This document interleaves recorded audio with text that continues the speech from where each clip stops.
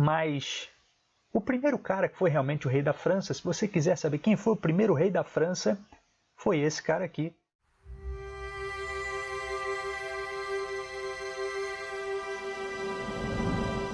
Carlos o Calvo. E quem que é Carlos o Calvo? Filho da Judite, certo? Aquele que foi incluído no testamento. Então estamos aqui no primeiro rei da França, ok? E começa aqui a história da França medieval. Eu já falei também sobre ele no vídeo do declínio do Império Carolíngio. Vamos só adicionar algumas informações aqui, somente em relação aos tratados. Primeiro tratado de Verdun, 843, certo? Então, o Carlos o Calvo ele foi incutido no testamento.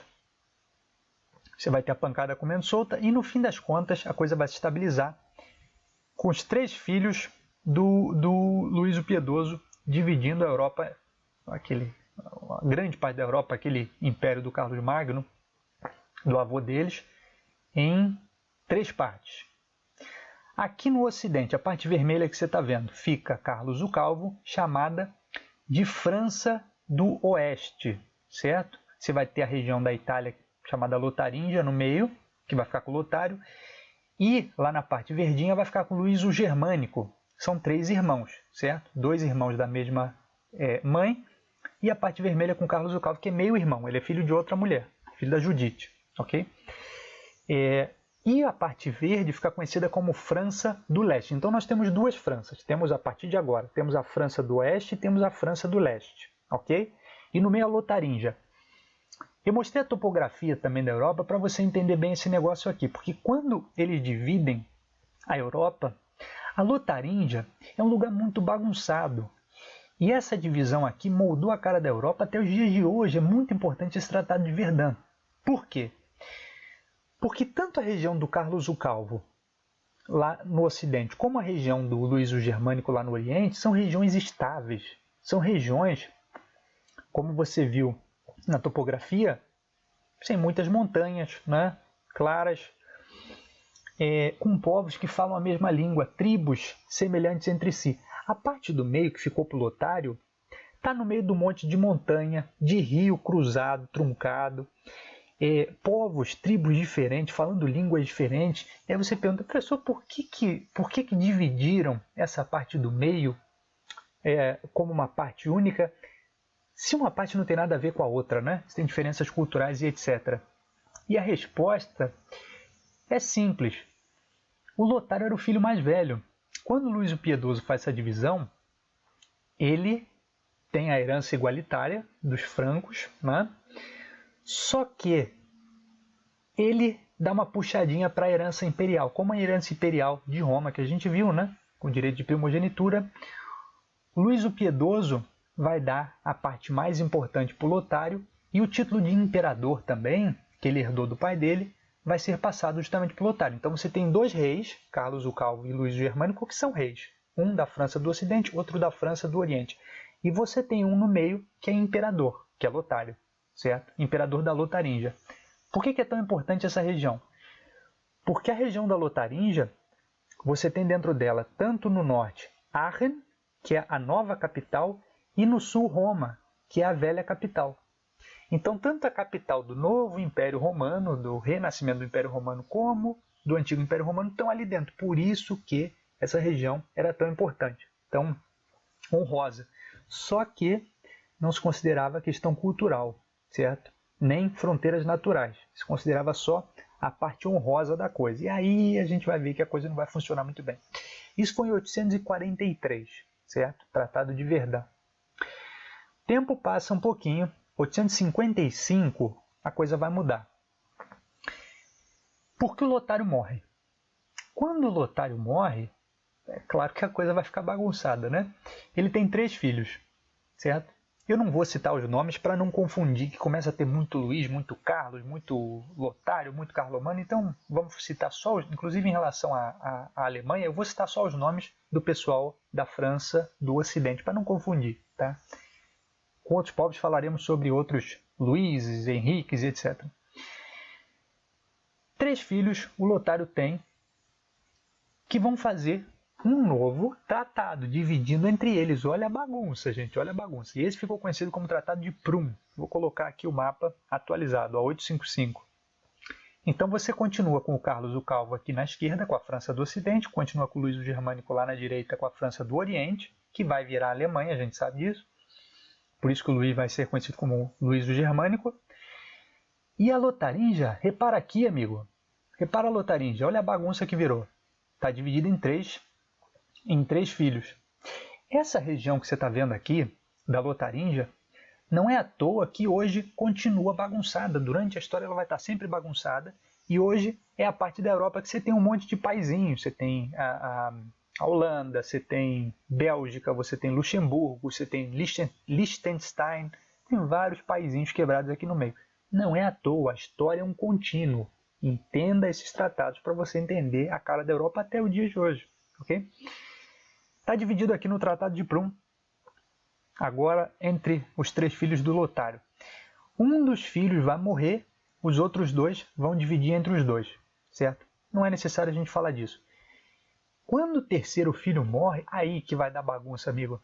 Quando o segundo filho morre, aí que vai dar bagunça. Por quê?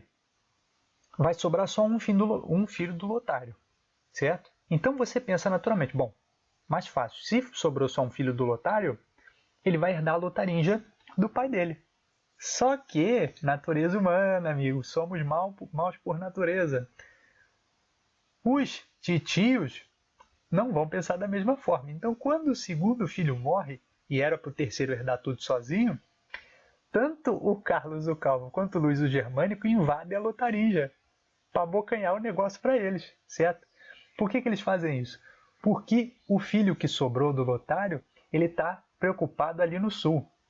Está batendo de frente com os sarracenos, com muçulmanos, ali no sul. Os muçulmanos não vão invadir só a Península Ibérica, certo? Como a gente já falou, mas também vão invadir a Itália, porque eram grandes navegadores. Vimos isso lá desde como é que era o nome? Do Omar, não é? Que criou a grande frota naval muçulmana e vão ficar conhecidos por isso também. Aí o bicho pega, porque aí vai começar a pancada entre eles, certo? A pancada, na verdade, já tinha começado a partir da morte do Lotário, tá? Eu estou simplificando as coisas. 858 você vai ter, 855 morre o Lotário, 858 você já vai ter o Luís, o Germânico, sendo convidado para invadir a França, e ele invade a França. O Carlos o Calvo tem que cair fora, ele foge para o sul, se não me engano, para Borgonha.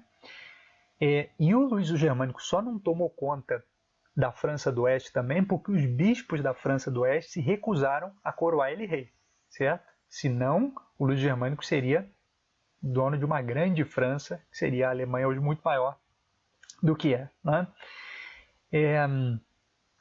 Isso então, como falei para vocês, a bagunça já tinha começado, né? Mas vai ficar pior agora, porque eles vão começar a entrar na pancada entre si aqui. Vai ter mais um tratado, né? Vamos simplificar a coisa, não vamos falar de todas as pancadas, a guerra e tal. Vamos simplificar e vamos falar no que aconteceu em 870 agora, certo? 855 os filhos do Lotário dividiram entre eles.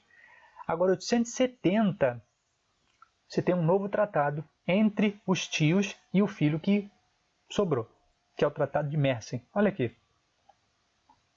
Então tá empontilhada aqui a região da Lotaringia, certo? Que foi invadida. E como ficou dividido, certo? Então você tem aqui no oeste Carlos o Calvo, no oriente você tem ali o Luís o Germânico, e o filho que sobrou você tem aqui em rosa, que fica com a Itália, certo? Então a partir daqui nós teremos o desenvolvimento. A Lotaringia sempre será palco de guerras ferrenhas, chamada Lorena. Vai ser dividida, você vai ter a Lorena do norte e do sul, que vai vir até a Segunda Guerra Mundial, amigo.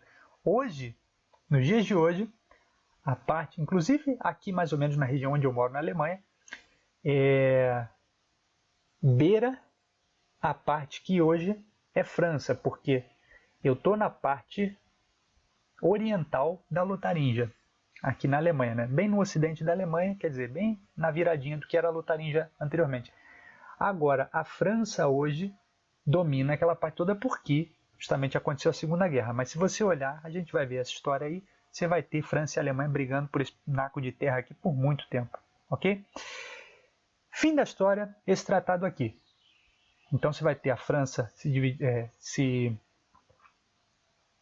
a história da França acontecendo aqui, onde você está vendo, a história da Alemanha acontecendo ali, a história da Itália acontecendo aqui. A coisa vai ficar mais ou menos estável a partir desse tratado de Meissen aqui, ok?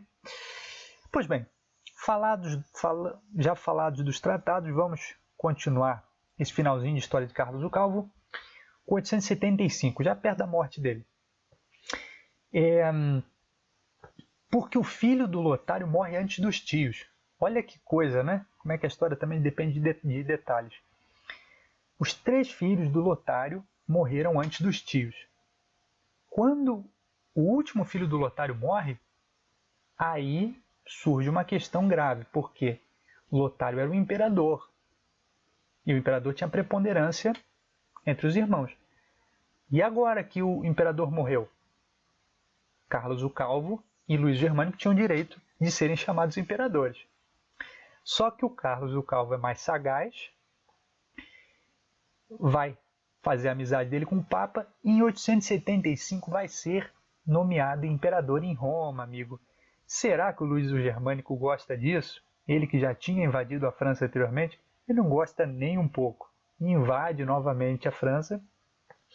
E quando ele está indo invadir, a coisa vai ficar complicada naturalmente para o Carlos o Calvo. Só que ele acabou dando sorte, porque o Luís o Germânico vai morrer logo, se não me falha a memória, 876, né? Então ele vai dar um pouquinho de sorte aqui, o Carlos o Calvo. Quando ele é já imperador, certo? Coroado pelo Papa, ele vai ter um lema interessante, que vai ser Renovatio Imperii Romani e Francorum, em latim, quer dizer, a renovação do Império dos Romanos e dos Francos. Por que é curioso esse título? O Carlos Magno, avô dele, ele usou o lema Renovação do Império Romano. O pai dele, o Luís o Piedoso, usou Renovação do Império dos Francos. O Carlos o Calvo vai juntar tudo na panela só, como um bom marqueteiro, vai dizer Renovação do Império dos Romanos e dos Francos. Certo? Então esse é o lema dele, está nos selos dele, nas bulas, você vai ver sempre escrito isso. O Carlos o Calvo teve que enfrentar naturalmente os vikings. Você que assistiu minha série meu vídeo dos vikings lá na série das Novas Invasões, você viu que tocaram o terror nessa época aqui. E pior ainda daqui a pouquinho, mas começa aqui já, o bicho está pegando com os vikings. Entram, atacam. Por quê, gente? Os vikings não eram trouxas, gente. Não é à toa que eles atacam a França e a Alemanha com muita veemência. É porque eles estão caindo na pancada entre eles. Quando eles estão caindo na pancada, os vikings são oportunistas. Estão vendo que o bicho está pegando ali, eles vão pelos rios, com os barquinhos dele, pilham, violam as mulheres, pegam os botins ali e caem fora. Então os vikings são muito oportunistas, mas não é à toa. É porque está um caos aqui, a França e a Alemanha, né? E a briga endêmica entre eles próprios.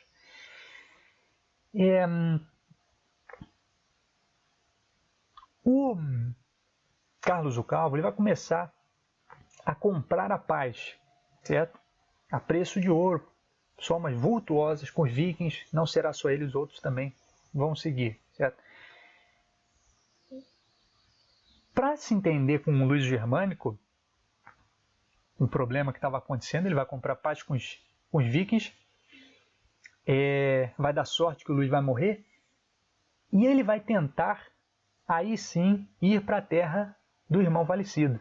Né?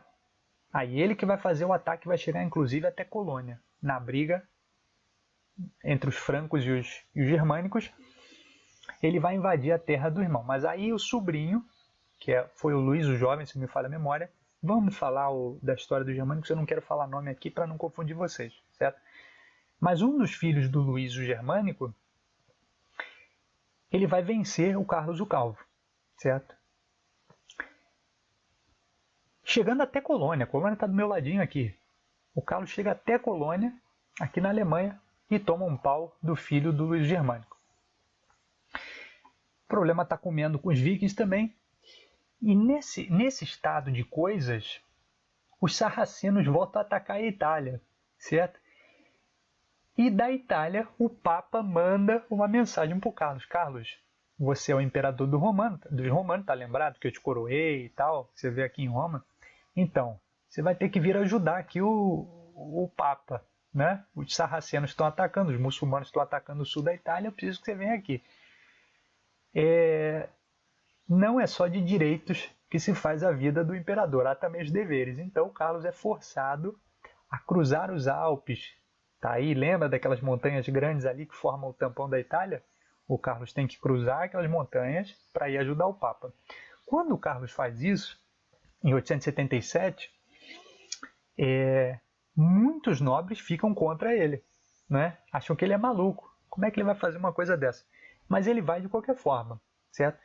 E chegando na Itália, ele não consegue ajudar o Papa por 3 grandes questões. Primeira questão, estado de saúde, certo? Ele já está com o estado de saúde bem debilitado, inclusive na volta para a França ele morre, certo? Porque a saúde dele já está debilitada. Segunda questão, a gente tem um ataque de um dos filhos do Luís Germânico novamente na França. A guerra está rolando solta e por conta desse ataque também não dá para ficar muito na Itália. E um que é o mais importante, já falei, a revolta dos nobres. Porque os nobres da França, você imagina se você fosse um nobre francês, né? Se tivesse grandes terras na França e o imperador dos frangos e dos romanos, que é o cara que teria que te defender, né? Te ajudar em eventos mais complicados, te deixa na mão quando os vikings estão violando as mulheres da tua família, estão atacando tua fazenda. E os germânicos também, né? A França do Leste também está atacando. Então quer dizer, todo mundo atacando a França e o rei está lá na Itália para ajudar o Papa, que não tem nada a ver com a gente, né? Os nobres ficam furiosos. Um desses nobres vale a menção honrosa, chamado Duque Boso. Olha que nome bonito, né? O Duque Boso, que era um cara extremamente importante no reinado de Carlos II, Carlos o Calvo, foi feito quase um vice-rei. Foi nomeado duque pelo próprio Carlos, certo? O duque está lá em cima, entre os nobres, certo? O conde está abaixo do duque. Você que não entende muito bem, vamos simplificar dizendo o seguinte. O conde era como se fosse o dono de uma cidade, certo? O duque é como se fosse o dono de um estado. Entende a coisa dessa forma que vai te facilitar, certo? Então, Duque Boso não era qualquer porcaria, né? Era dono de uma grande região. E quase como um vice-rei, muito importante. E ele fica contra o Carlos, né? Isso é um absurdo ir lá para a Itália e tal. De qualquer forma, o Carlos vai. Quando ele vê que o bicho está pegando, ele volta, mas morre no caminho, certo? Lembra do Duque Boso, que a gente já vai voltar com ele na história. Tá ele aqui, ó. Personagem importante, você vai ver daqui a pouco. E morre o Carlos o Calvo, certo? Vai sucedê-lo no trono seu filho Luís. Vai ser o sucessor. Mas antes da gente falar do reinado do Luís, o filho do Carlos, vamos notar aqui que o Carlos teve medidas muito importantes em relação aos vikings, certo? Porque os vikings, você vai ver daqui para frente, vai ser um problema. Todo o reinado a gente vai ter problema com os vikings. E graças ao Carlos o Calvo, a coisa não vai ser tão ruim quanto poderia ter sido. Uma das medidas que o Carlos toma, criação de pontes. Então, a Europa tem muitos rios que cruzam para cá e para lá. Quando o Carlos manda que se construam pontes nos rios, não é simplesmente para que você passe de um lado para o outro. É porque o barco viking, o viking dependia do barco, né? Vimos isso na nossa série dos vikings. Então, quando você tem uma ponte, o barco não passa por baixo da ponte. Então, ela é sacada do Carlos o Calvo, né? Além de facilitar o transporte e a mobilidade, ele impede que os vikings passem, né? Parece brincadeira, mas você vai ver que as pontes dos rios são extremamente importantes, inclusive o Grande Cerco de Paris. Vamos falar sobre ele. E outra, e mais importante, é a criação da cavalaria. A França, por 600 anos, vai ser extremamente conhecida pela cavalaria imbatível, né? Até a Guerra dos 100 Anos você vai ver, você vai ter os grandes arqueiros ingleses e os grandes cavaleiros franceses, né? Cada nação tinha sua grande arma de elite, né? E dos franceses são os grandes cavalos. Então quem começa com essa mania de cavalos de guerra é o Carlos o Calvo, para que justamente tivesse uma unidade tática rápida para enfrentar os vikings que tocavam o pau e caíam fora, né? Então por isso que ele focou o desenvolvimento militar nos cavalos.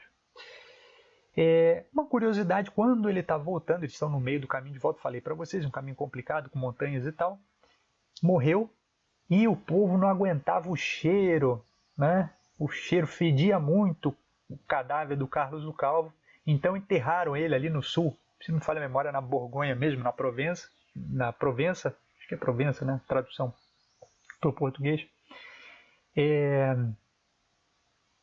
porque não aguentavam mais aquele fedor ali. Depois o Carlos vai ser, como ele queria, né, ser enterrado em Paris, certo? Os restos mortais vão ser levados para Paris, mas primeiro ele é enterrado num lugar ali por conta do cheiro dele.